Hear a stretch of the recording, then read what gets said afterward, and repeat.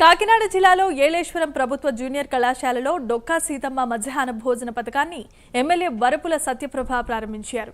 అనంతరం విద్యార్థులతో కలిసి సత్యప్రభ భోజనం చేశారు. అలాగే విద్యార్థులతో కాసేపు మాట్లాడి కళాశాలలో ఉన్న సమస్యలను అడిగి ఆమె తెలుసుకున్నారు.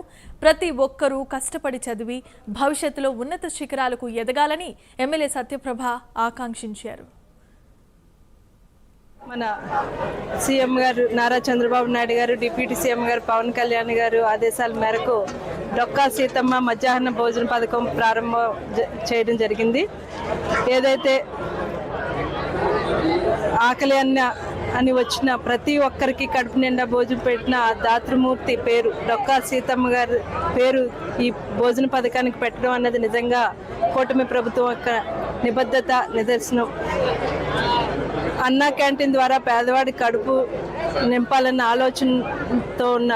ఆలోచనతో ముందుకు వెళ్తున్న మా ప్రభుత్వం మరొక్కసారి ఇది మంచి ప్రభుత్వం అని నిరూపించుకునేలాగా ఈ డొక్కా సీతమ్మ మధ్యాహ్న భోజన పథకం ప్రారంభించడం జరిగింది.